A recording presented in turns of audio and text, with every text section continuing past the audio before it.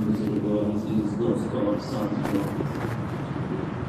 دعا فرمائیں کہ اللہ تعالیٰ میں مسعود سے صحیح بات صحیح نیت کے ساتھ صحیح طریقے کے ساتھ اور ایسی بات جو ہمارے لیے مفید ہو، ہمارے حالات میں مناسب ہو، کہنے سننے کی اور عمل کی توفیق نصیب فرمائے۔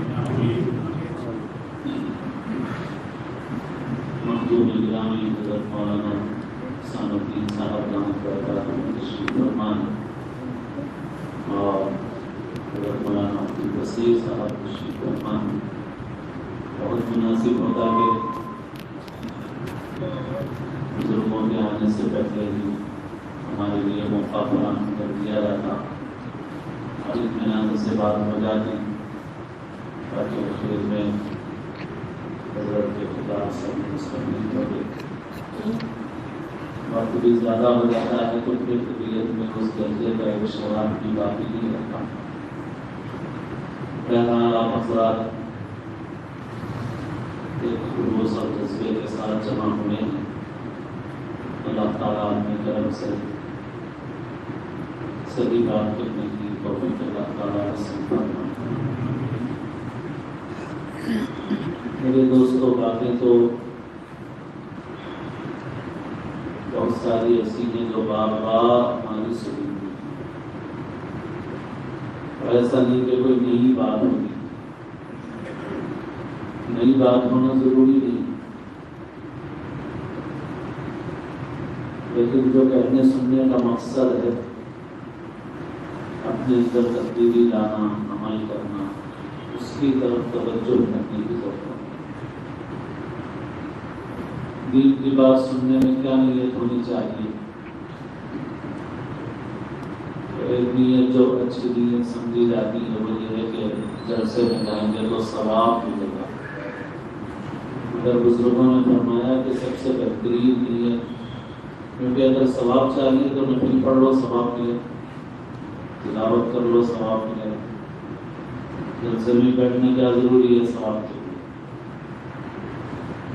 بزرگوں نے فرمایا کہ سب سے بہترین نیت یہ ہے کہ جو بات اپنی غلطی کی معلوم ہوگی اس کی اصلاح کرنا، ثواب کو ملے گا، اور باقی جو مقصد ہے دینی بات سننے سنانے کا وہ مقصد پورا ہو۔ وہ مقصد ہے اپنی غلطیوں کی اصلاح اور درست کرنا۔ اور اگر یہ جذبہ نہیں ہوگا تو پھر ہم سنتے رہیں گے برسوں، لیکن ہمارے اندر کوئی تبدیلی نہیں ہے۔ بہت سے لوگ کہتے ہیں کہ میں اتنے برس سے فلاں کے پیچھے جمعہ پڑھ رہا ہوں، فلاں کا بیان سن رہا ہوں، ٹھیک ہے، اتنے برس سے وہاں جمعہ پڑھ رہے، بیان سن رہے، اور تبدیلی کیا ہے یہ دیکھنے کی ضرورت ہے۔ تو میرے دوستو، ہم لوگ اس کی نیت کریں، ارادہ کریں، انشاءاللہ عمل کریں۔ اس سے پہلے حاضری ہوئی کہ اس وقت کو غالب کی مثال میں سنائی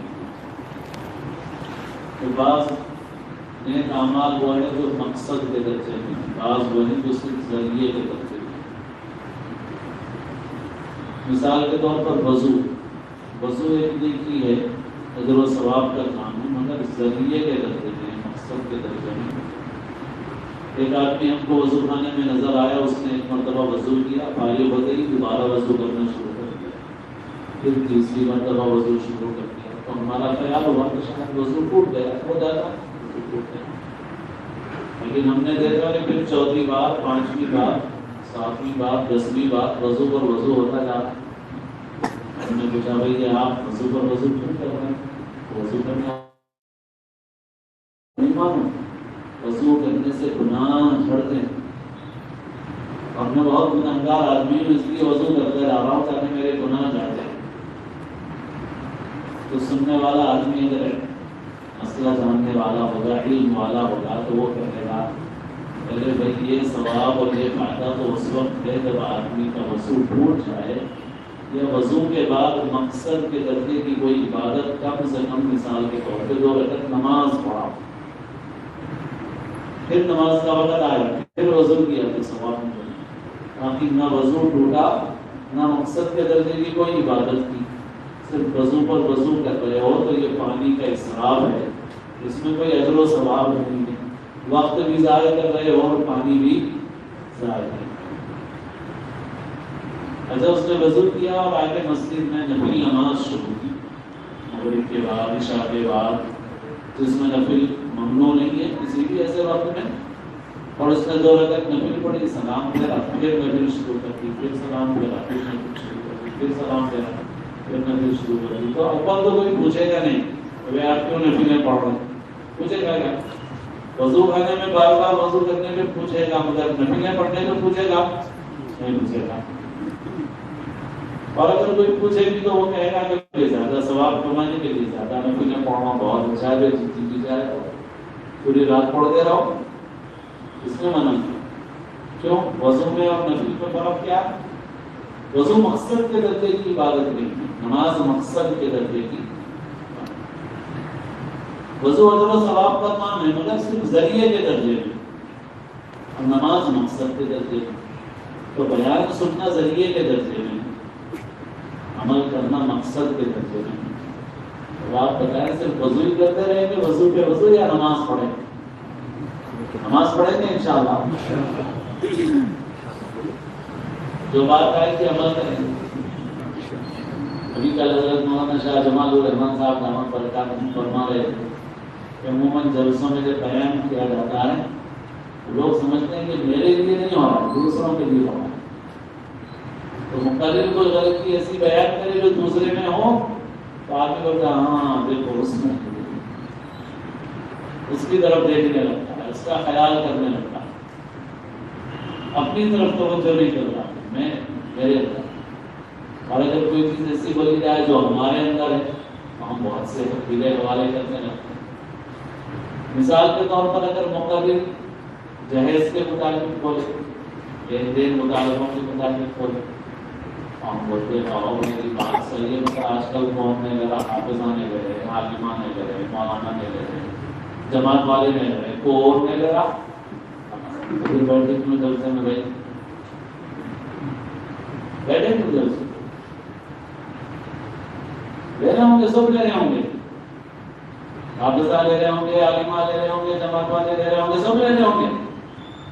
اللہ میاں کے پاس اگر ہم یہ جواب دے دیں گے تو اللہ میاں بولیں گے ہاں بہت صحیح گزرا ہے تمہارا، بولیں گے یا ڈنڈے پڑیں گے؟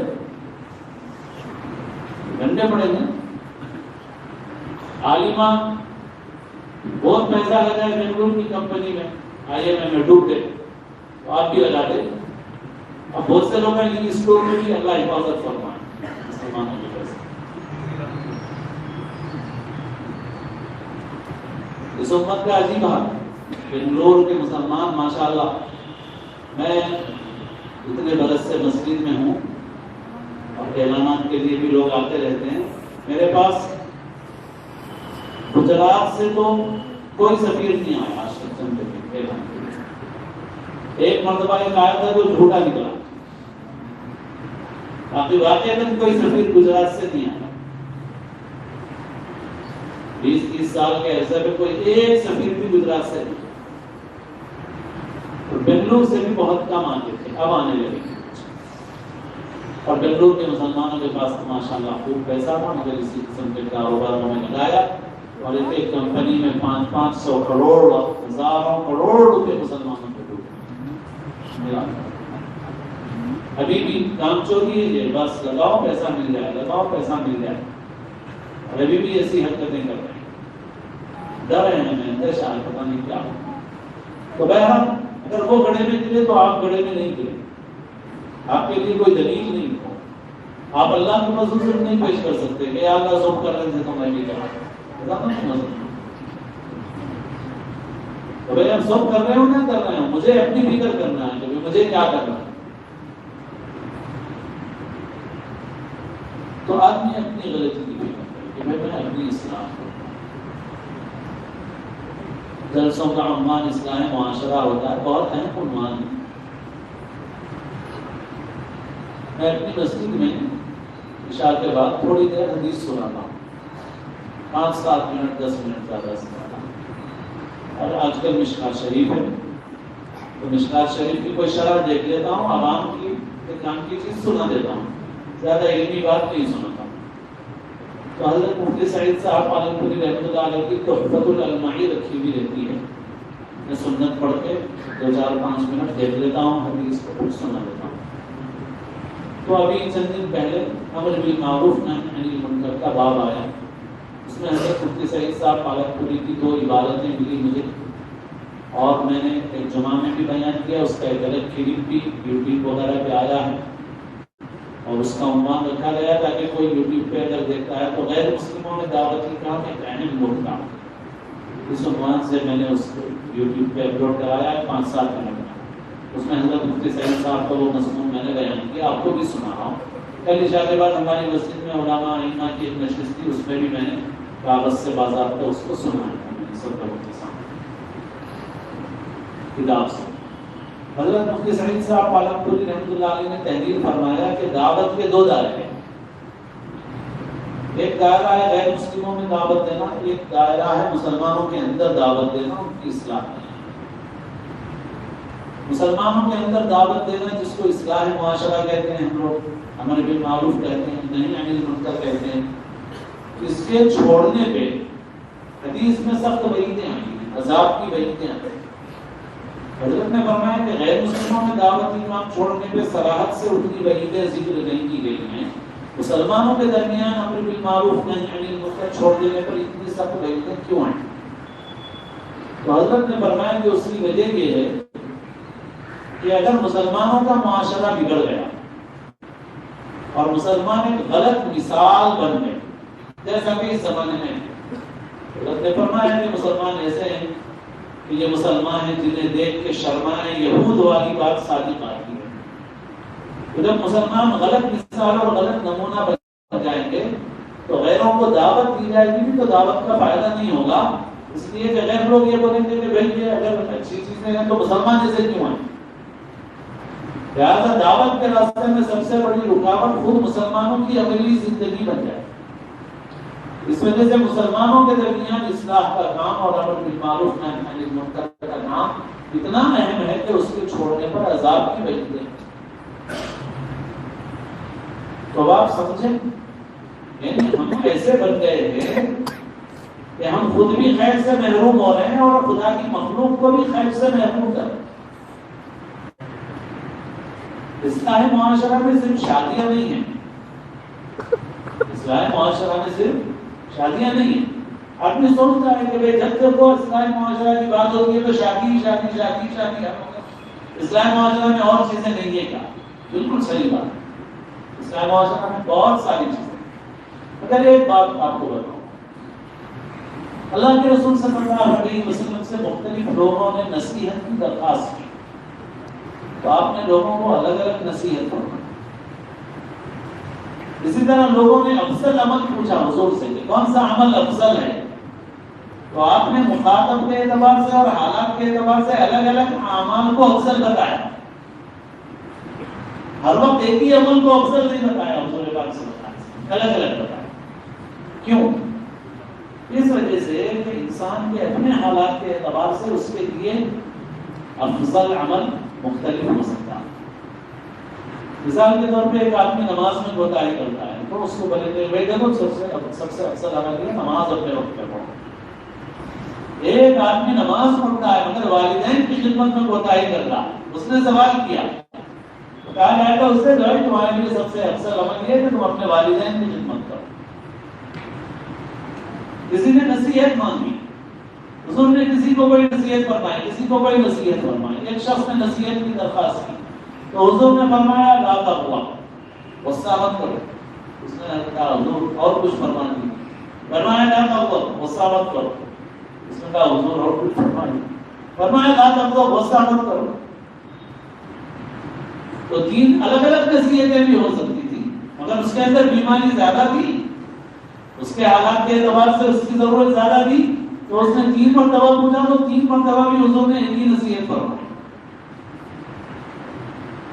تو ایسے ہی ہمارے معاشرے کے جو حالات ہیں ان حالات کے اعتبار سے اس کی ضرورت محسوس ہوتی ہے کہ اس عنوان پر بہت بولا ہے، بار بار بولا کیونکہ اس کے اثرات بہت دور تک، اس کے اثرات بہت دور تک۔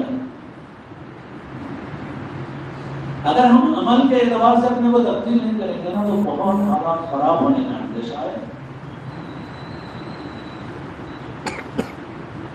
میں فیض العلوم میں حفظ کیا تھا، حیدرآباد میں 2-3 سال پڑھا، رحمانیہ میں 6 مہینے پڑھا، پھر ہتھورا گیا تو ہتھورا میں تقریر کرنا سیکھا سب سے پہلے۔ اس سے پہلے مجھے کسی کے سامنے بولنے کی کوئی ہمت نہیں تھی، صلاحیت نہیں تھی۔ وہاں حضرت باقی رحمۃ اللہ علیہ خدمت میں پڑھنے کے لیے گئے، حضرت کی برکت سمجھی کہ وہاں بولنے کی توفیق تھی۔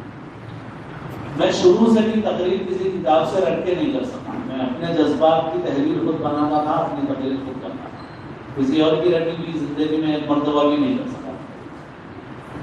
تو بہرحال اس وقت میرے اندر جذبات تھے، میں اپنی تقریر خود لکھتا تھا، خود بناتا تھا۔ اس وقت کی ایک بات سنانا چاہ رہا ہوں، آپ وہاں سے آغاز کرنا چاہ رہا ہوں۔ میں اخبار بہت پڑھتا تھا، میں حالات سے بہت واقفیت رکھتا تھا، اور اس وقت ہم بچے تھے اور بچوں کے اندر جوانی میں جوش ہوتا ہے، بہت پرجوش تقریر کرتے تھے، پڑھ کے آنے کے بعد بھی ایک عرصے تک ویسی کرتے رہے۔ تو اس زمانے میں حضرت مولانا علی میاں رحمۃ اللہ علیہ سے ہم نے ایک بات سنی۔ حضرت مولانا علی میاں رحمۃ اللہ علیہ نے فرمایا کہ دیکھو، اگر پڑوسی کا گھر جل رہا ہو اور آپ یہ سمجھیں کہ پڑوسی کا گھر ہے، چاہے جلے چاہے بجھے، میرا گھر تو نہیں جل رہا، تو ایسا نہیں ہو سکتا کہ پڑوسی کا گھر جلے اور آپ کا بچ جائے۔ اگر پڑوسی کا گھر جل رہا ہے تو آپ پانی ڈالیے، ورنہ اگلی باری آپ کے گھر کی ہے۔ اس وقت میں خود ایک نوجوان طالب علم کی حیثیت سے تقریر کرتا تھا، بڑی پرجوش، اور میں حالات سے، اخبارات سے خوب واقف تھا۔ اس زمانے میں لوگوں سے یہ کہتا تھا، غیر مسلموں کی طرف اپنی گفتگو کا رخ کر کے، عورت تمہارے پاس جلتی ہے، ہمارے پاس نہیں جلتی، بہو تمہارے پاس جلتی ہے، بہو ہمارے پاس نہیں جلتی۔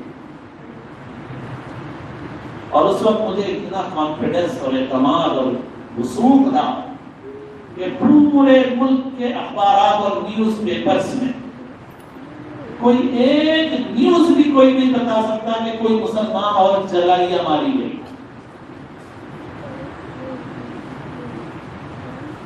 مجھے اتنا وثوق، اتنا اعتماد، میں جب یہ کہتا تھا تو میں یقین تھا مجھے کہ کوئی چیلنج نہیں کر سکتا مجھے۔ پورے ملک کے اخبارات میں کوئی ایک خبر بھی نہیں بتا سکتا مجھے کہ کوئی مسلمان لڑکی جہیز کے لیے جلائی یا ماری گئی۔ لیکن کیا آج ایسا ہے؟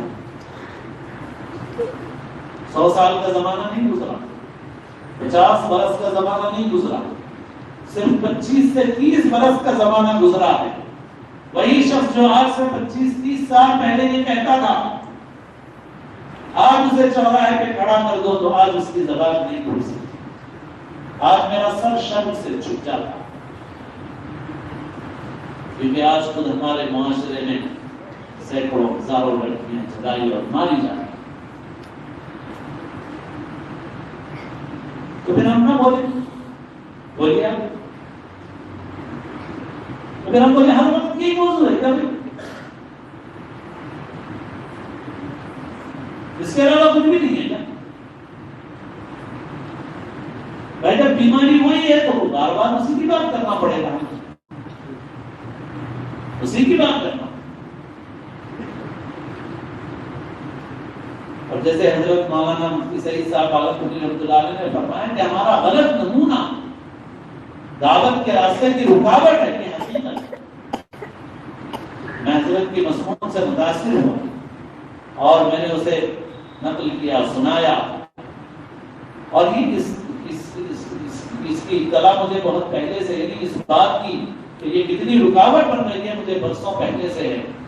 کیونکہ جو لوگ اس لائن میں کام کر رہے ہیں ان کو بتاتے ہیں تو بہت سے غیر مسلم یا نو مسلم اپنے خاندان والوں کو دعوت دیتے ہیں، تو وہ یہ کہتے ہیں کہ اگر اسلام اتنا اچھا ہے تو مسلمان ایسے کیوں؟ اب اس شادی کے معاملے میں آج کل بڑا موضوع ہے، گرم ہے، ہر جگہ چل رہا ہے موضوع، مگر سچ پوچھ لیے تو ہمیں شرمندہ کرنا، ہمیں شرمندہ کرنا ہے۔ میں جمعہ میں کھڑے ہو کے کہوں، جلسے میں کہوں، یہ میرے لیے منہ کا مزاح نہیں ہے، یہ میرے زبان کی چٹنی نہیں ہے، یہ چٹکارا نہیں ہے، یہ میرے لیے آپ کے لیے ذلت کی بات ہے، شرمندگی کی بات ہے کہ ہماری بچیاں غیروں کے ساتھ جا، کون سی بچیاں جاتی ہیں غیروں کے ساتھ؟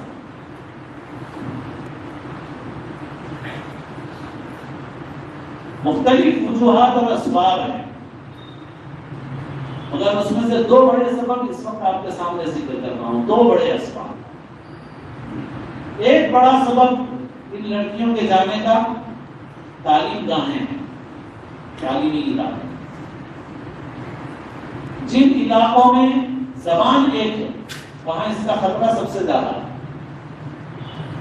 اس لیے یہ خطرہ صرف تیلگو اور تامل اور کنڑ ریاستوں میں نہیں ہے، شمالی ہندوستان میں بھی ہے، یعنی دہلی میں، علی گڑھ میں، یو پی میں، پورے جو ہندی پٹی ہے اس میں بھی چونکہ مسلمانوں کی زبان بھی وہی ہے، ان کی زبان بھی وہی ہے، تو تعلیم گاہوں میں جو تعلقات ہوتے ہیں ان تعلقات کے نتیجے میں غیر مسلموں کے ساتھ رشتے وہاں پر بھی کثرت سے اس کے واقعات، کیونکہ زبان ایک ہے، تعلیم گاہوں میں اختلاط ہے تو رکاوٹ نہیں ہوتی، اور ہمارے علاقوں میں علاقائی زبان ہے۔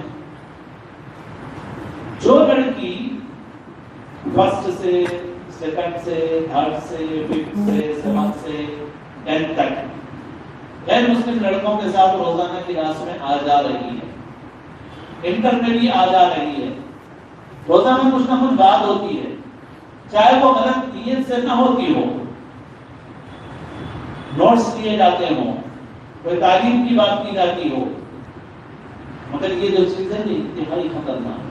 میرے پاس ایک مرتبہ ایک نوجوان بچہ ہے مسلمان، بہت پہلے کی بات، 10-15 سال پہلے کا واقعہ، بچہ صورت سے بھی انتہائی معصوم، اور جب گفتگو کی تو بھی مجھے سمجھ میں آیا کہ یہ بچہ بہت شریف بچہ ہے اور شریف گھرانے کا۔ اس بچے نے جہاں میں پڑھنے میں ٹاپ تھا، مگر اب اس سال سے میری پڑھائی ٹھپ ہو گئی، میرے گھر والے بھی پریشان ہیں، میں بھی پریشان ہوں، میں ہمیشہ آگے رہتا تھا مگر میری پڑھائی اب خراب ہو گئی۔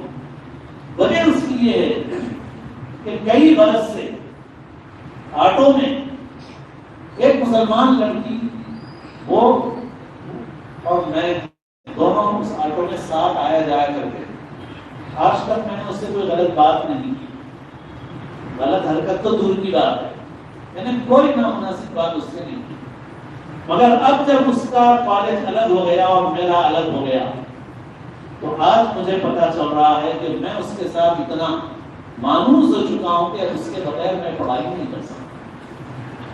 یہ فطرت ہے انسان، اور وہ بچہ برا نہیں ہے، اس کے اندر کوئی خرابی گندگی نہیں ہے، فطری بات ہے، اور اس بچی کے ساتھ تعلیم کے سلسلے میں اس کی بات آج ہوتی رہتی، وہ کہتا ہے کہ اب اس کے بغیر میں پڑھائی نہیں پڑھ سکتا، لیکن اس کے گھرانے میں میرے گھرانے میں ایسا فرق ہے کہ میرے گھر والے قبول نہیں کر سکتے۔ تو یہ فطرت ہے انسان۔ اب جب یہ بچیاں ان لوگوں کے ساتھ آئیں گی جائیں گی، کثرت کے ساتھ اختلاط ہوگا، بہت واقعات ہیں۔ ایک مرتبہ فون آیا مجھے کہ ایک بچی کی شادی طے ہو چکی تھی، بہت اچھا رشتہ تھا، رشتہ داروں میں مالی اعتبار سے اچھے، ہر اعتبار سے اچھے، رشتہ طے ہونے کے بعد شادی سے کچھ دن پہلے بچی بھاگ گئی ہے کچھ پڑھنے کے لیے بتا دیجیے۔ تو میں نے کہا کہ بھائی پڑھنے کے لیے بتانے سے پہلے کچھ تفصیل پوچھی میں نے مجھے کیوں بھاگ گئی، کس کے ساتھ بھاگی بچی؟ تو وہ اسکول میں کالج میں ساتھ تھا ایک لڑکا، اس کے ساتھ گئی۔ تو اس تفصیل پوچھنے کے بعد میں نے کہا وظیفہ پوچھ کے کرو گے بھی کیا؟ جہاں شادی ہونے والی تھی ان لوگوں کو معلوم ہو گیا، کہا کہ ہم معلوم ہو گیا۔ میں نے کہا وہ رشتہ کریں گے؟ نہیں کریں گے۔ تو لڑکی آئے گی تو کرو گے کیا؟ اب اللہ نے توفیق کی، دھکے کھا کے آئی تو آئی، تو اب لا کے کیا کرو گے تم اس کو؟ میں نے کہا اب کوئی وظیفہ کام آنے والا. ہمارے حضرت محی السنہ مولانا شاہ صاحب رحمۃ اللہ علیہ ٹی وی کے متعلق فرماتے ہیں، حضرت فرماتے تھے کہ یہ سانپوں کا پھٹکارا ہے اور اس کا زہر کتے کا زہر ہے. تو حضرت سانپ کے زہر سے تشبیہ نہیں دیتے تھے. حالانکہ سانپ سے لوگ مرتے ہیں، کتے سے مرتے ہیں کیا؟ خبر ملتی ہے کہ کتا کاٹا مر گیا نہیں، مگر حضرت سانپ کا زہر نہیں بول رہے، کتے کا زہر بول رہے ہیں. کیونکہ کتے کے زہر کی ایک خاصیت ہے، اگر انجیکشن نہ لو پیٹ میں 10 تو کب زہر کا اثر ظاہر ہوگا یہ نہیں معلوم، مگر جب ظاہر ہوگا اس کے بعد کوئی علاج کام نہیں آئے گا، کوئی دوا کام نہیں آئے گا، کوئی وظیفہ کام نہیں آئے گا. اس کے بعد کوئی وظیفہ نہیں کام آئے گا. یہ کتے کا زہر ہے. تو یہ کتے کا زہر ٹی وی میں بھی ہے، تعلیم گاہوں میں بھی ہے. اور یہ کتے کے زہر کا اگر نہیں ظاہر ہوا بچ گئے.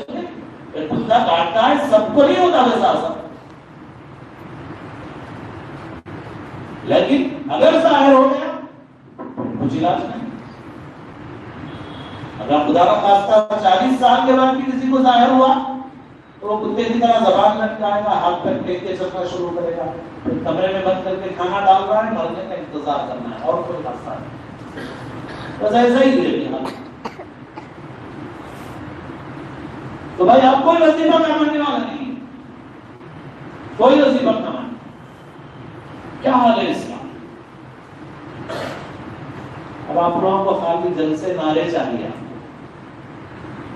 مگر مجھے عادت نہیں ہے، مطلب جلسوں میں بھی جانا ہے. تو جمعہ کی ایک نوکری کر لیتا ہوں، باقی جانا ہے ان کو بھی کریے. ہم ہمارا وقت دیکھو. اس کا حل ہے آپ کے اپنے تعلیمی ادارے.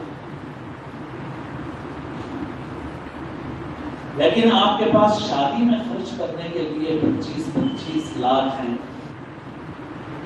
50 لاکھ ہیں اپنے تعلیمی ادارے قائم کرنے کے لیے. تو فقیر ہیں آپ سے بڑا فقیر تو ڈھونڈنے سے نہیں. ہاں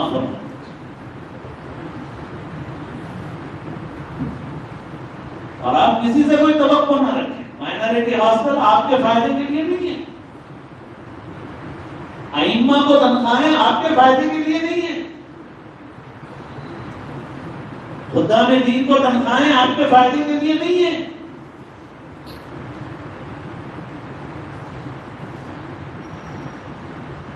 مائنارٹی ہاسپٹل میں بہت پہلے گیا تھا میں، ایک صاحب لے گئے تھے، ان کا تعلق بھی غالباً نلگونڈے ہی سے. ساری تفسیرات دیکھنے کے بعد اندازہ لگ گیا تھا کہ اب جو اسٹاف ہے وہ مسلمان ہے، لیکن آئندہ پبلک سروس کمیشن کے ذریعے سے جب سلیکٹ ہو کے آئیں گے تو مسلمانوں کا پرسنٹیج کم ہو جائے گا، بہت دوسروں کا پرسنٹیج بڑھ جائے گا. ہو رہا ہے، ہوگا. پھر اس کے بعد آپ کے بچوں کی تعلیم تربیت کون کرے گا؟ ارے پیسہ کیا چیز ہے جی، چھوڑو پیسہ. اکبر نے کہا تھا، اس وقت کہا تھا، آج تو زمین آسمان کا فرق ہو گیا. یوں قتل سے بچوں کے وہ بدنام نہ ہوتا، افسوس کے فرعون کو کالج کی نہ سمجھی. اس کا حال ہے آپ کے اپنے تعلیمی ادارے. بچیوں کے لیے الگ اسکول ہم نہیں کر سکتے، عیسائی کر سکتے ہیں. سینٹینس میں حیدرآباد میں ہزاروں بچیاں، سینٹ میری میں ہزاروں بچیاں، مگر مسلمان تو بس بھیجے گا صاحب انہی لوگوں کے پاس، اپنے بچوں کو اپنی بچیوں. 3 سال کی عمر میں لے جا کے میں اپنے بچے کو اس اسکول کے حوالے کرتا ہوں جس میں گھنٹوں میوزک بجتی ہے.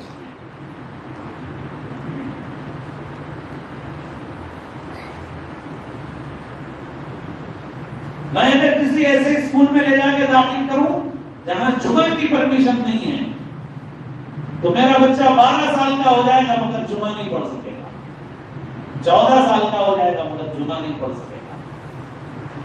جمعہ صرف اسی وقت پڑھے گا جب اسکول کو چھٹی ہوگی۔ تو میں نے خود بیک چھٹی سے قلم ہزاروں روپے کا ڈونیشن دے کے اپنے قلم سے میں نے فیصلہ کیا ہے کہ میرا بچہ 13 سال تک جمعہ نہیں پڑھے گا، جب اسکول والے پرمیشن چھٹی دے کے تب پڑھے گا۔ یہ فیصلہ میں نے کیا، اسکول والوں نے نہیں کیا۔ آپ اسکول کو مت بولیے، آپ نے کیا ہے فیصلہ۔ اور پھر بالخصوص بچیوں کا معاملہ بہت سنگین ہے۔ آپ نے خود لے جا کے ان کو حوالے کیا ہے سلاکت ہاؤس کے، کمیلے کے، مصباح اور مسلخ کے آمنے حوالے کیا، اور پھر شہر میں چلو کچھ ادارے ہیں، ذرا قصبات میں جاؤ ادارے نہیں۔ اس کا حل یہ ہے اپنے تعلیمی ادارے، اور اس ملک کے مسلمانوں کو دیگر مسائل کے حل کے لیے بھی تعلیم کے میدان میں آگے بڑھنا، اور تعلیم ایسی کہ جس میں ہمارے ایمان کی اور ہمارے کلچر کی حفاظت ہو۔ اس کے بغیر تعلیم سے فائدہ نہیں ہے۔ تو ایک تو یہ تعلیم کا ہے۔ دوسرا بڑا سبب کیا ہے؟ تعلیم کا موضوع نہیں ہے اس وقت اصل۔ دوسرا بڑا سبب ہے، دیکھو معاشرے میں 3 قسم کے لوگ ہوتے ہیں۔ معاشرے میں وہ غریب لوگ ہوتے ہیں جو چندہ کر کے شادی کر لیتے ہیں، وہ امیر لوگ ہوتے ہیں جن کے پاس کمی نہیں ہوتی شادی کرنے کی، اور درمیان میں ایک طبقہ ہوتا ہے مڈل کلاس کا، متوسط طبقہ، جس کے پاس نہ اتنا پیسہ ہوتا ہے کہ وہ ان ڈیمانڈوں کے مطابق شادی کر سکے، اور نہ وہ بھیک مانگ سکے۔ سمجھ رہے ہیں آپ؟ اچھی طرح دماغ میں رکھیں ان کی بات۔ 3 طبقے ہیں۔ غریب طبقہ ہے جو بھیک مانگ کے شادی کر لے گا، چندہ کر لے گا۔ امیر طبقہ ہے جس کو کچھ کرنے کی ضرورت نہیں، بہت کچھ ہے اس کے پاس۔ مڈل کلاس کا درمیانی طبقہ ہے، وہ بھیک بھی نہیں مانگ سکتا، شادی بھی نہیں کر سکتا۔ سپر مارکیٹ میں کام کرنے کے لیے کس کی بچیاں جاتی ہیں؟ Middle class. ہاسپٹل میں نرسنگ ہوم میں ریسپشن پہ کام کرنے کے لیے کس کی لڑکیاں جاتی ہیں؟ Middle class. ان بچیوں کو آپ خوشی سے بھیج رہا ہوں، اس کے دل کو ٹھنڈا ہے بہت کہ بھیجو میری اپنی بیٹی کو۔ سوچو کیوں بھیج رہا ہے وہ؟ عمر گزرتی جا رہی ہے، شادی کا سوال نہیں ہے، زندگی گزارنا بھی ایک مشکل مسئلہ ہو رہا ہے، تو وہ اپنی بیٹی کو مجبور سپر مارکیٹ بھیجتا ہے، شاپنگ مال میں بھیجتا ہے، نرسنگ ہوم میں بھیجتا ہے، کسی بھی آفس میں بھیجتا ہے، ریسپشن کاؤنٹر پہ بھیجتا ہے، اور آج بڑی بچیاں جا کر کے کسی کا شکار بن جاتی ہیں۔ اور ہمیں کسی غیر مسلم کے ساتھ ویسی کوئی لڑکی نظر آ جائے، ہم شیر بن جائیں۔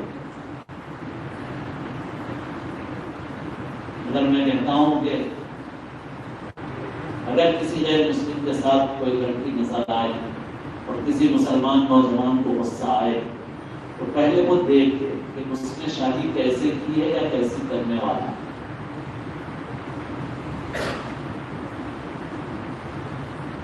اور شادی کیسی ہے اسلامی اعتبار سے؟ کون سی شادی سنت کے مطابق ہے، اس کو کیسے جانچیں گے؟ مولانا آ جائے تو سنت کے مطابق، حضرت آ جائے، پیر صاحب آ جائے، امیر صاحب آ جائے، مسجد میں ہو جائے، اجتماع میں ہو جائے، اللہ کے گھر میں بیٹھ کے کہہ رہا ہوں دینداروں کے دھوکے ہیں، دینداروں کے دھوکے ہیں۔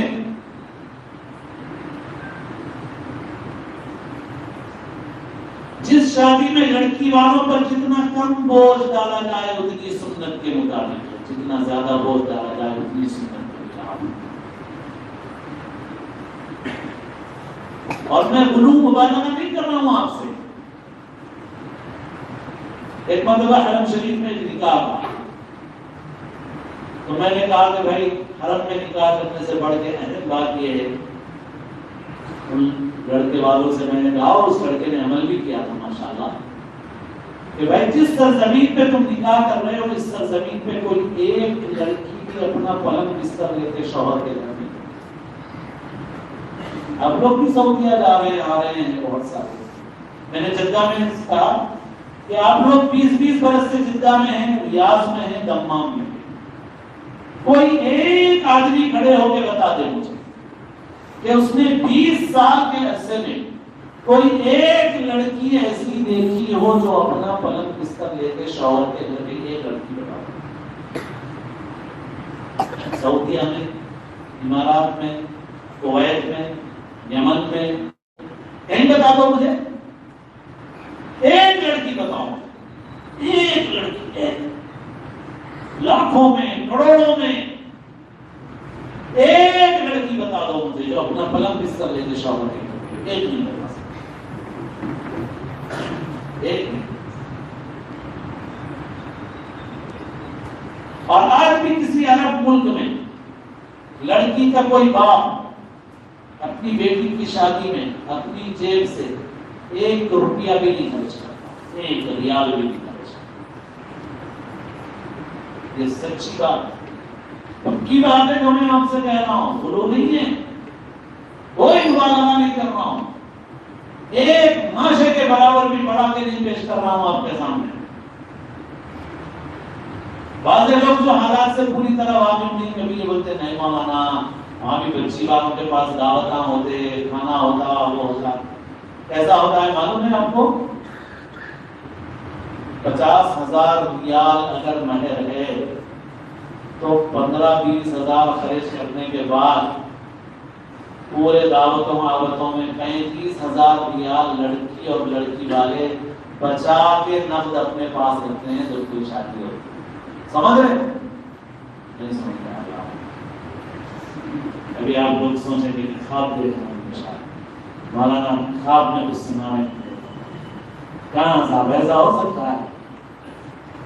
جی نہیں, خواب نہیں, بیدار ہو جائیے آپ. آپ کو جو سنا رہا ہوں پکی بات سنا رہا ہوں آپ کو. لڑکے سے 50,000 ریال مہر وصول کرنے کے بعد لڑکی والوں نے اپنی دعوتوں میں, کپڑوں میں 15,000 ریال خرچ کر لیے اور 35,000 ریال نقد بچا کے رکھ دیے. سمجھ سکتے ہیں آپ؟ 1 لاکھ ریال مہر وصول کیا تو 15-20 ہزار ریال خرچ کرنے کے بعد 80,000 ریال بچائے. 80,000.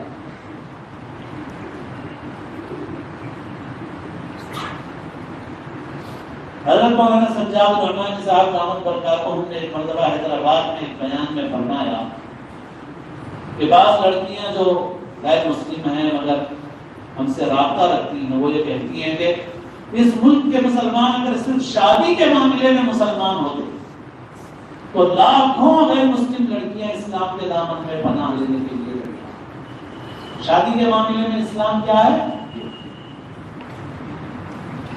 یہی ہے. ہم لوگ بہت دور ہیں. بہت سے لوگ فتوے ہیلے, میں یہ بھی بول رہا ہوں کہ میرے سب سارے فتوے غلط ہیں, مگر بہت دیکھیے آپ کو میں بتا رہا ہوں. میں نے آپ کو سنایا بات شروع کی میں نے کہاں سے, جب میں نے شروع میں طالب علم کی حیثیت سے تقریر کی تو اس وقت میں جانتا تھا کہ پورے ملک میں ایک لڑکی کوئی نہیں بتا سکتا جو مسلمانوں کے پاس چلائے. آج ہزاروں لڑکیاں مانتا ہے. ایک بزرگ نے مثال دی کہ کاغذ کا ایک گول رول لاؤ, آپ کھول کے یوں کرو سیدھا نہیں ہوگا, آپ اس کو الٹا موڑو پھر کھولو تب سیدھا ہوگا. آپ بولے ہاؤ بھائی ضواب صحیح ہے مگر میرے کو کرنا ایسا ہی ہے تب اصلاح ہوگی, اس کے بغیر اصلاح, اس کے بغیر اصلاح. کاغذ الٹا موڑنا. اور شادی کے معاملے میں اسلام یہ ہے کہ لڑکی کے باپ پر 1 روپیہ خرچ کرنے کی بھی ذمہ داری. آج بھی کسی عرب سے پوچھ لو, اگر کسی عرب بوڑھے شخص کو 40 سال 50 سال 60 سال کا کوئی شخص ہے عرب, اس کو 10 بیٹیاں ہوں, آپ تصور کیجئے آپ کے پاس کسی بوڑھے باپ کی 10 بیٹیاں ہوں تو کیا ہوگا, کیا ہوتا ہے وہ بتاؤں تو مجھے بھی شرم آتی ہے, کیونکہ جو بتا رہا ہوں میں بنا کے نہیں بتا رہا ہوں, اللہ کے گھر میں بیٹھا ہوا ہوں, اخبار میں میری اپنی پڑھی ہوئی خبر بتا رہا ہوں. کس جگہ کی بتا رہا ہوں, کسی ہندو اکثریتی علاقے کی نہیں بتا رہا ہوں, کسی ہندو اکثریتی علاقے کی نہیں بتا رہا ہوں, چار مینار کے دامن کی بتا رہا ہوں, مکہ مسجد کے دامن کی بتا رہا ہوں, میری پڑھی ہوئی خبر بتا رہا ہوں میں آپ کو.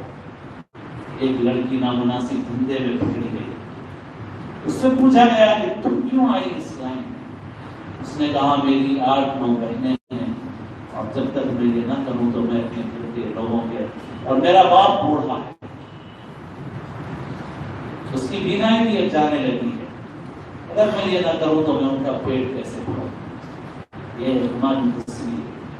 اور آپ تصور کیجیے عرب کے 10 بیٹیاں, آپ تصور نہیں کر سکتے, آپ اندازہ نہیں کر سکتے, آپ کے لیے وہ اتنا اجنبی ہے. کسی عرب کی 10 بیٹیاں ہوں, آپ پوچھ لو آہیں بھرے گا وہ, ہارٹ کا مریض بنے گا وہ, کسی سے بھیک مانگے گا وہ, کسی سے سوال کرے گا وہ. اللہ کی قسم ہر کس نہیں ہے. لڑکیوں کا محل اتنا ملے گا کہ ایک ایک بچی اسے اپنی طرف سے دے دے گی تو وہ ہزاروں ریال کا مالک بن جائے, مالدار بن جائے گا. میں پھر آپ سے کہہ رہا ہوں, میں ذرہ برابر مبالغہ نہیں کر رہا ہوں آپ کے سامنے. ہر بیٹی اپنے محل میں سے 10-20 ہزار ریال دے دے اس کو تو وہ باپ اتنا مالدار ہو جائے گا کہ کچھ پوچھیے. ہم شادی کے معاملے میں مسلمان ہیں, اور کب مسلمان ہوں گے.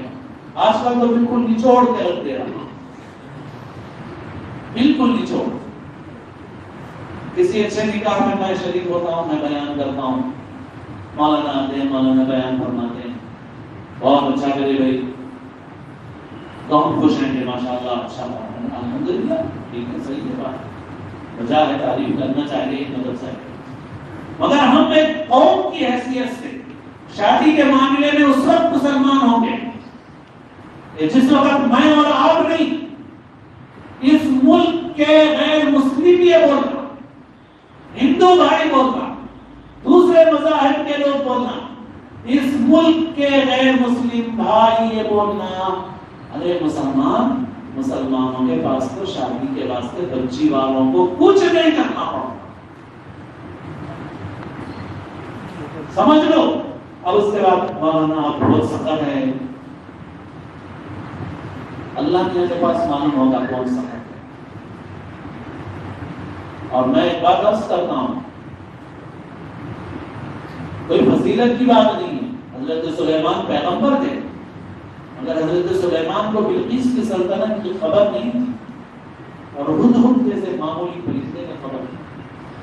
میں شروع سے یہ عرض کرتا ہوں, میں امامت کیا, میں شروع سے اللہ کی توفیق ہے, بزرگوں کا صدقہ ہے, اللہ مجھے معاف فرمائے.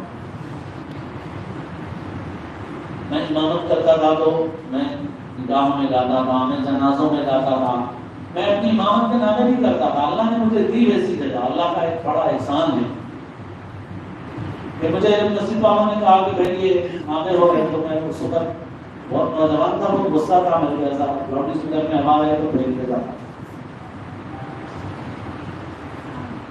میرے پاس آیا تو میں بولا بھائی میرے کو آئندہ سے بولنا نہیں, جب تک میرا کام آپ کو مفید سمجھ میں آیا میرے کو رکھنا نہیں ہے, تو چھٹی کی اطلاع کرنا, آئندہ سے میرے کو ناوا کرو میرے کو نہیں بولنا, ایسا کام ہے.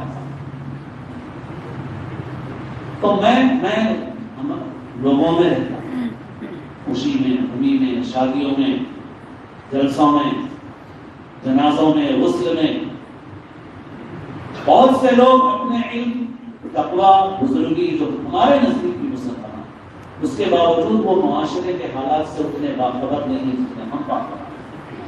مثال کے طور پہ میں آپ سے کہوں، ایک بات ذہن میں آئی، اور میں جب کہہ رہا ہوں تو میرے سامنے یوں سمجھیے کہ وہ شخص ہے جس کا میں آپ کو واقعہ سنا رہا ہوں، وہ مجسم ہے میرے سامنے۔ والد کا انتقال ہو گیا، چند بھائی تھے، بہن تھی، عمر بڑھ رہی تھی، شادی کا معاملہ حل نہیں ہو رہا، ایک رشتہ طے ہوا، آخر کار رشتہ ہوا۔ رشتہ ہونے کے بعد ان لوگوں نے کہا کہ کیا کیا دیں گے، کیا ہے، تو ان لوگوں نے جتنا دے سکتے تھے کیوں؟ اس لیے کہ برسوں سے انتظار میں تھے کہ اس زمین کا رشتہ ہو جائے اور کسی طرح کے بوجھ سر سے اترے، تو جتنا ان کے بس میں تھا۔ پھر اس کے بعد پوچھا کہ شادی کے دن کیا رکھ رہے ہیں؟ تو ان لوگوں نے کہا کہ بھائی ہمیں 200-300 آدمی کھانا ہوگا، خاموش ہو گئے، رسم ہو گیا، شادی کی تاریخ قریب آ گئی۔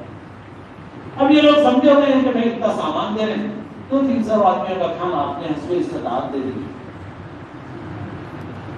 اچھا اب رسم ہو گیا، سب کو معلوم ہو گیا۔ اب اس کے بعد تھوڑے دن پہلے ساس کا فون آتا ہے کہ وہ ہم لوگوں کے تھوڑے لوگاں بڑھ گئے، 500 آدمی، تو آپ بولنے میں 3 سے 5 ہو گئے۔ جب کرنے والے کو معلوم ہے کہ 200 آدمیوں کا بوجھ کتنا ہے اس کے اوپر، پھر 2 دن کے بعد فون آیا 500 میں 700 آدمیاں۔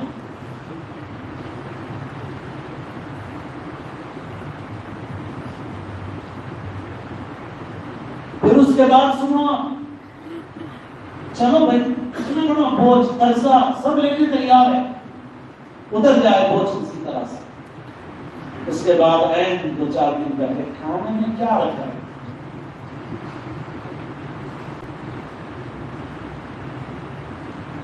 میرے دوستوں میں آپ سے کہہ نہیں سکتا کیا ہم لوگ کیسے مسلمان ہیں، ہم لوگ کیسے مسلمان، ہمارے پیٹ میں وہ لقمہ اترتا کیسا؟ ہمارا زمین مر گیا، کہاں ہے ایمان ہم؟ اور میں آپ سے کہہ رہا ہوں کہ میں جب کہہ رہا ہوں تو میرے سامنے وہ شخص ہے جس کا میں آپ کو واقعہ سنا، پھر بھی آپ بولتے ہیں کہ مولانا بہت سخت ہے، وہ مولانا بہت سخت ہے، شادیوں میں نہیں ملے تو کب بھی۔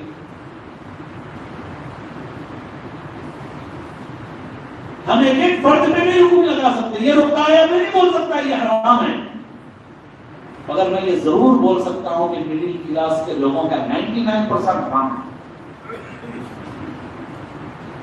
اس کے حق میں سب کے حق میں نہیں بول رہا ہوں، لڑکے والوں کی، مالداروں کا نہیں بول رہا ہوں، فقیروں کا بھی نہیں بول رہا ہوں، کیونکہ انہیں بھی 200 روپے کا کھلانا، تو آپ میں سے 10 سے 5 خوشی سے دے دیے سوئے بیک کا کھانا، سمجھے آپ فقیر کی شادی میں جا کے لڑکی کا کھانا کھائے تو بھی نہیں بول رہا ہوں میں، آپ امیر کی شادی میں کھائے بھی تو نہیں بول رہا ہوں میں، مگر آپ مڈل کلاس والے کا کھائے تو میں بول رہا ہوں کہ میرے نزدیک 99% تو ہمیشہ حرام مانے گا۔ حرام کا مطلب آپ یہ مت سمجھو کہ میں وہی لگا دیا حرام، مگر وہ زبردستی وصول کی، اور سب کے حق میں نہیں، تو جن لوگوں نے مطالبہ کیا ان کے حق میں تو حرام، بدترین حرام جنسیت ہے ان کے حق۔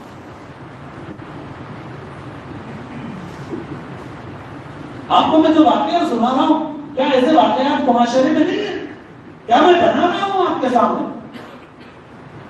اور یہ ایک ایسا ظلم ہے کہ ایک اوباش اگر معمول وصول کرتا ہے تو میں اس کی بھی برائی چند آدمیوں کے سامنے کر سکتا ہوں، چاہے انہیں سیاسی پارٹی کا ہو، کونسلر ہو، گنڈا ہو، بدماش ہو، اس سے ڈر بھی ہے تو بھی میں 4 آدمیوں کے سامنے دوستوں میں بیٹھے گا اس کو 10 گالیاں دے سکتا ہوں، اور اللہ نے مظلوم کو اجازت بھی دی ہے کہ وہ گلاس نکال سکتا، کوئی ہم سے حرام وصول کر کے چلے گیا، اس وقت لے کے گیا، ہم اس کے بعد میں کسی کے سامنے اپنی گلاس غصہ نکال رہے ہیں اللہ تعالیٰ نے اس کی اجازت دی، مگر یہ ظلم ایسا ہے کہ میں اتنا ظلم برداشت کر کے بھی 300 بولے تو پھر 500 بھی تیار ہو گیا، 700 پہ بھی تیار ہو گیا، پھر کیا کھلا رہے بولے تو وہ بھی کھلا دیا، اس کے بعد بھی میرے کو کیا بولنا ہے، بہت خوشی سے کر رہا ہوں، آپ کوئی خیال کرتے۔ اچھا یہ ایک مرتبہ نہیں بولنا ہے، زندگی بھر اندر گھٹ کے رکھنا ہے، رہنا ہے، سمجھ رہے ہیں آپ معمولی چیز سمجھ رہے ہیں اس کو؟ ارے بھائی وہ روڈ پہ وصول کرنے والا گنڈا وہ اس سے کم کر دیتا ہے، میں یہ 300 میں 500 کا دے دیا، 500 میں 700 کا دے دیا، کیا دے بولے تو وہ دے دیا، اور پھر اس کے بعد بھی آپ کے سامنے بھی بولوں گا مولانا کے پاس دعوت دینے آیا تو نہیں مولانا ہم لوگ خوشی سے کریں، آپ کو کیونکہ مولانا کو کچھ بھی بولے دوسری طرف سے چلے گئی بات تو ہماری بچی کا رشتہ خراب مولانا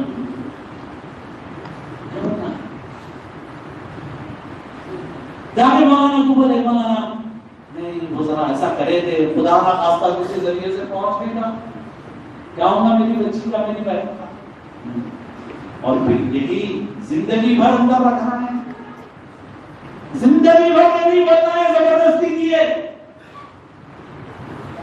ایسا ظلم ہے میرے دوست، بدترین ظلم، اللہ سے ڈرو اور اللہ کا نظام ہے۔ اب دیکھیے حدیث میں کیسی بات فرمائی گئی ہے، جب لوگ نام تول میں کمی کریں گے تو ظالم حکمران ان پر مسلط کیا۔ نام تول میں کتنی کمی ہوتی؟ 1 کلو بولے تو 500 گرام لیتا، کوئی دیکھا جاتا ہے 900 گرام لیتا، 100 گرام کی ڈنڈی ماری نا، کچھ زیادہ فرق بھی نہیں پڑتا بظاہر دیں گے تو بھئی 1000 کے بجائے 900 گرام دے دیا، 100 گرام کی ڈنڈی مار دیا، کیا اور بہت بڑا ظلم بھی نہیں کرا پھر میں بظاہر نعوذ باللہ، مگر اس کے اوپر کیا ہے بھائی یہ کہ ظالم حکمران مسلط، کیوں بھائی؟ اس لیے کہ ظلم ہے، ظلم کا نتیجہ ہے ظالم مسلط، ظلم کا نتیجہ ہے ظالم مسلط۔ بھائی نام تول میں کمی پہ اتنے بڑے ظالم حکمران مسلط ہوں گے اور اتنے بڑے بڑے ظلم کریں گے تو بہت عدل اور انصاف کرنے والے حکمران آئیں گے ہمارے اوپر، ہو جائے گا۔ جب گجرات کا فساد ہوا تو جلسے ہوئے، ظلم بند کرو، زندہ لگائے گئے لوگ تو احتجاجی جلسے ہوئے، مگر میں جو سوچ رہا ہوں یہ خالی نہیں سوچ رہا ہوں، میرے سامنے کچھ حالات ہے، مثال کے طور پہ ایک بچی مجھے اطلاع ملی، اس کو ہیٹر سے مارا گیا، یہ بھی واقعات علم کے ساتھ بول رہا ہوں، ہیٹر سے مارا گیا، بچی ماری، اطراف والے بھی سن بول رہے ہیں، بچے والے مارے، وہ بچہ لڑکا اندر گیا، 1 ہفتے کے بعد ہم سمجھ رہے تھے اس وقت جو فضا تھی تو ہم سمجھ رہے تھے کہ اب تو انہیں پکڑا گیا، اس کو اب سزا ہوگی، مگر 1 ہفتے کے بعد معلوم ہوا کہ چھوٹ کے آ گیا، کیس چلتے رہتا 4 سال، مگر انہوں تو چھوٹ کے آ گیا، تو اب سوال ہم کو یہ پیدا ہوا کہ انہیں چھٹا کیسا ہوئی؟ ایسا نہیں چھوٹتا، پارٹی والے ہیں نا، اپنی پارٹی والی چھوڑا گیا، کون چھوڑا گیا ہے؟ وکیل کون تھا؟ اپنا ہی آدمی تھا، لیڈر کون تھا؟ اپنا ہی آدمی تھا، اور میں اپنی آنکھوں سے دیکھ رہا ہوں کہ جو اسٹیج سجایا گیا ہے اور جس پر بینر لگا ہوا ہے ظلم بند کرو، تو اس پر وہ لیڈر بھی موجود ہے اور وہ وکیل بھی موجود ہے جس نے اس مسلمان بچی کے قاتل کا مقدمہ لگا اور اس کا ساتھ دیا، تو یہ خود ظالم ہے، یہ کیا آواز دلا رہا ہے ظلم بند کرو، یہ خود ظالم ہے۔ آج حیدرآباد میں بھی اللہ حفاظت فرمائے آپ کے شہر کی اور ہر جگہ کے مسلمانوں کی روز قتل کے واقعات ہیں حیدرآباد، مگر میں آپ کو جو پہلو بتانا چاہ رہا ہوں وہ یہ ہے کہ مثال کے طور پہ خدا نہ خواستہ مسلمانوں کی بستی میں ایک مسلمان کا قتل ہو گیا اور ہم کو یہ شبہ ہوا کہ یہ کسی غیر مسلم نے مارا، تو کیا کریں گے ہم لوگ؟ احتجاج کریں گے نا، اور پولیس اسٹیشن پہ دھرنا دیں گے نا، لیڈروں کے پاس جائیں گے، ایم ایل اے کے پاس، ایم پی کے پاس، مسلمان رہو غیر مسلم رہو، کمشنر کے پاس، پولیس آفیسر کے پاس، سب کے پاس جائیں گے، دھرنا دیں گے، احتجاج کریں گے، ہمارا ایک آدمی مر گیا، قاتل کو پکڑو۔ اچھا، اور جب مسلمانوں کے محلوں میں مسلمان کو قتل کر رہا ہے، ہم کو جیسا ہی معلوم ہو گیا قتل کرنے والا مسلمان ہے، اندازہ لگ گیا، تو اس کے بعد کیا رویہ ہے؟ اس قاتل کو کون بچا رہا؟ بولو مجھے، اس قاتل کو بی جے پی والے آ کے بچا رہے، کسی ہندو تنظیم والے آ کے بچا رہے، کوئی غیر مسلم لیڈر آ کے بچا رہا، اس قاتل کو کون بچا رہا ہے؟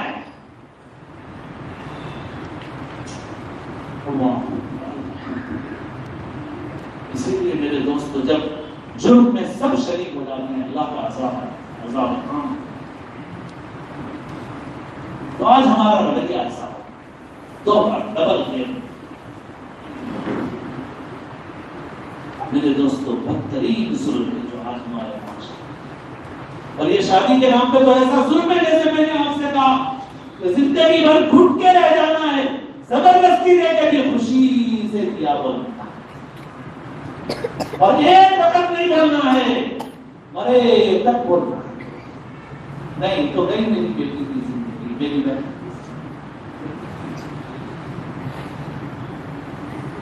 میرے دوستوں، اللہ سے ڈرو، اصلاح کرو۔ آپ کو اللہ نے آپ کے شہر میں حضرت مولانا احسان الدین صاحب دامت برکاتہ میں دوسری نعمت آپ کے ان کی فکریں ہیں کہ بھائی آپ اس معاملے میں صحیح رخ اختیار کریں، اور ماشاءاللہ بہت سی مسلمانوں کی بستیاں ایسی ہیں جہاں مسلمانوں نے اجتماعی طور پر فیصلے کیے، میل اشارہ جو تمل ناڈو میں ہے، حضرت قاری عبدالحسن صاحب رحمۃ اللہ علیہ اعتکاف فرماتے تھے، 95% مسلمان ہیں اس بستی میں، پولیس اسٹیشن نہیں ہے، کوئی بھی جھگڑا ہو گیا تو مسلمانوں کی جماعت کے پاس آنا، کمیونٹی کے پاس، جی سینما نہیں ہے، شادی خانہ بھی نہیں، اور وہاں کے نکاح کا نمونہ آگے زیادہ کیا عرض کروں، بس بہت مختصر کرنے کی کوشش کر رہا ہوں، بہت دیر ہو گئی ہے۔ مسجد میں نکاح میں شریک ہوا دن میں 10:30 بجے نکاح، تو مسجد خصیر جس کا امام حرم نے افتتاح کیا تھا، بہت بڑی مسجد ہے، 10:30 بجے نکاح تھا تو 10:25-26 پہ پوری مسجد بن گئی، آنے والوں کا سلسلہ بند ہو گیا، اور 10:29 پہ ایک آدمی ادھر ایسا کھڑا ہوا جیسا سالارجنگ میوزیم میں گھڑی میں سے آدمی کر رہا، اور ایسا گھڑی کو گھومنے لگا مشین کی طرح، حیران تھے ہم، زندگی میں کبھی عید کی نماز میں یہ منظر نہیں دیکھا کہ لوگ اتنا پہلے آ گئے، سارے لوگ آ گئے اور وہ مشین کی طرح دیکھ رہا۔ پھر اس کے بعد جیسے ہی 10:29 ہوئے، اس نے ایک جملہ کہا جس کا مطلب ہم نے معلوم کیا بعد میں، تامل میں کہا اس نے، آپ حضرات نکاح کی اجازت دیجیے، یہ کہتے ہوئے بیٹھ گیا۔ وہ بیٹھ گیا، قاضی صاحب کو پہلے سے مائنڈ لگا ہوا تھا، قاضی صاحب اس کا جملہ ختم، قاضی صاحب کا خطبہ شروع، وقت کی اتنی پابندی، 9 منٹ میں 5 نکاح ایجاب و قبول کے ساتھ، اور انہوں نے اصول بنایا ہوا ہے کہ شادی مسجد میں ہوگی، لڑکی والے لڑکی کے گھر، لڑکے والے لڑکے کے گھر، دونوں اپنے اپنے مہمانوں کو جو کرنا ہے کر۔ اگر باہر سے بارات آئی تو مہمان ہونے کی وجہ سے ایک من پکے گا، ایک آئٹم پکے گا، بس اتنے لوگوں کو لانا ہے۔ باہر سے آئے ہیں، دوسرے شہر سے آئے ہیں، ایک من پکے گا، ایک آئٹم پکے گا، 2 آئٹم نہیں گا، بس اتنے ہی مہمان ہوگا۔ حالانکہ مالدار ہیں، چمڑے کے کاروباری ہیں، اپنا پیسہ صحیح مصرف پہ لگاتے ہیں۔ 700 بچوں کا مدرسہ بغیر چندے کے چلتا ہے، وہاں سے بھی سفیر نہیں آتے، پورے ملک کے سفیر وہاں جاتے ہیں، گجرات جاتے ہیں، تمل ناڈو جاتے ہیں، وہاں کے سفیر نہیں آتے ہمارے پاس. نظام بنا لیا ہم نے، اب ولیمہ کر لو اپنی استطاعت میں بتا رہے. بنگلور کے مسلمان اللہ نے ان کو بہت مار دیا، مگر جیسا میں بتایا افسوسناک بات ہے، نقصان بھی بہت ہوا ہے، مگر بہرحال تجارت کی صلاحیتیں ہیں ان لوگوں کے اندر. ہمارے سے زیادہ اچھی مسجدیں ہیں، بہترین مدرسے ہیں، مساجد کے ائمہ مؤذنین کی بہترین تنخواہیں ہیں، صفائی ستھرائی ہے، بہت کچھ ہے. وہاں ہم لوگوں نے اپنے مال کو بچانے کے لیے یہ کیا، دوپہر میں نکاح کیا، میاں بیوی کو تھوڑی دیر ملنے کے لیے چھوڑ دیا، بس ولیمے کے لیے اتنا ہی کافی ہے. جو لوگ سمجھتے ہیں وہ ضروری نہیں ہے. تھوڑی دیر تنہائی میں ملنے دیا، شام میں ولیمہ کر دیا. لڑکی والے اگر زیادہ لوگ جانا چاہیں تو وہ شیئر کر لیتے ہیں. بس بھائی لڑکا، میں بولوں گا لڑکے والوں کی طرف سے کہ بھائی 200 آدمی کو بلا لو، وہ لوگ بولیں گے ہم 500 کو بلانا چاہتے ہیں، تو ٹھیک ہے بھائی 200 کو ہماری طرف سے بدو ہے، 300 آپ بلانا چاہیں تو 300 کا خرچہ آپ ہی. ایک ہی دن میں نکاح، ایک ہی دن میں پیسہ محفوظ. تجارت میں لگاؤ، کامیاب ہو، اپنے بچوں کے لیے بھی فکر کرو، پیسے کو ضائع برباد مت کرو. میرے دوستو آپ لوگوں کو ایسے فیصلے کرنا چاہیے. بڑے شہروں میں ممکن نہیں ہے، لیکن نلگونڈے میں بالکل ناممکن نہیں ہے، بہت آسان ہے. حیدرآباد میں نہیں کر سکتے ہم، مگر نلگونڈے میں کر سکتے ہیں. اور پھر سب پابندی کریں اس کی، اور اس بات کو رکھو، استعمال کرو. اس ملک میں بھی حالات اچھے نہیں ہیں. اس ملک میں آپ کو فقیر بنانے کی پوری تدبیریں کی جا چکی. اللہ کے لیے عقل اور ہوش کے نام لو، اپنے پیسے کی بھی حفاظت کرو، اس کو رکھو. ایک صاحب بولے میرے کو کہ میری بچی کو 2 رشتے آئے. ایک رشتہ بظاہر دیندار لوگوں کا ہے، بظاہر دیندار لوگوں کا ہے، وہ لوگ آئے بول رہے ہیں ڈیمانڈ کچھ بھی نہیں ہے، اگر فلاں شادی خانے میں اچھا کھانا دے دو. ایک بظاہر دیندار نہیں ہے، وہ لوگ آئے بول رہے ہیں گھر سے رخصتی کر دو بھائی، مگر بچے کو ایک گاڑی کار دے دو. مگر ان کی بات سنو آپ، وہ یہ بول رہے ہیں اس میں جو دیندار نہیں ہے وہ اچھے دکھ رہے میرے کو. کہیں کو بولے تو وہ کار رہی تو 10 سال تک بچہ بچی بیٹھ کے پھر سکتے ہیں، اور وہ اچھے شادی خانے میں کرا دو، چند گھنٹوں میں میرے 5 لاکھ روپے. وہ جو بظاہر دیندار ہیں، کچھ بھی ڈیمانڈ نہیں ہے بھائی، سامان رکھو نہیں، کچھ بھی رکھو دو، فلاں شادی خانے میں اچھا کرو. میرے دوستو اپنے پیسے کی حفاظت کرو، کاروبار کرو، تجارت کرو، اپنے بچوں کے کام پہ لاؤ، اور پوری ملت انسان. میرے دوستو آپ عہد کریں، ارادہ کریں کہ انشاءاللہ عمل کریں گے انشاءاللہ. ایک بات میں نے درمیان میں چھوڑ دی تھی، اگر کسی غیر مسلم کے ساتھ کوئی مسلمان بچی نظر آئے اور ہمارے نوجوان کو غصہ آئے تو اسے دیکھ لینا چاہیے کہ اس نے شادی کسی مرد مسلمان کی طرح کی ہے یا کرنے والا ہے، تو اسے غصہ کرنے کا حق ہے، ورنہ اس بے غیرت کو غصے کا بولنا پڑے. ارکان بول کے سن، اس نے اگر مرد مسلمان کی طرح شادی کی ہے یا کرنے والا ہے تو اسے غصہ کرنے کا حق ہے، ورنہ اس بے غیرت کو غصہ کرنے کا کوئی حق نہیں. اور ہمارے جو خبریں دیکھ اور سن کے افسوس ظاہر کر رہے ہیں، ارے کیا ہو رہا، بچیاں کہاں چلے جا رہے ہیں، ان بزرگ سے بھی درخواست ہے آپ نے اپنے بچے کی شادی مسلمان کی طرح کی ہے تو افسوس کیجئے، ورنہ یہ ڈرامہ بازی بند کیجئے، یہ ڈھونگ بند کیجئے، یہ نفاق اور ڈھونگا بند چھوڑیے. آپ کا افسوس ہے، ڈرامہ بازی ہے. آپ کو کیوں افسوس ہے؟ آپ بیٹھ کے امت کی بیٹیوں کا تماشا دیکھیں، آپ کیوں افسوس کر رہے ہیں؟ آپ بیٹھ کے امت کی بیٹیوں کا تماشا دیکھیں. آپ مسلم، آپ کیا افسوس کریں؟ آپ کا منہ ہے افسوس کرنے کا، کیا افسوس کریں؟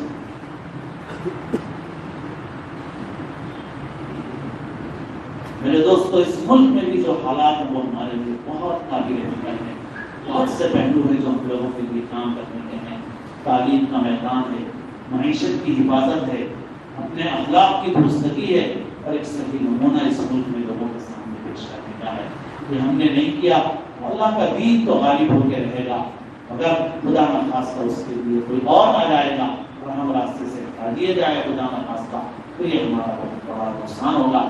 اللہ تعالیٰ ہم سب کو اپنے دین کے لیے قبول فرمائے، ہماری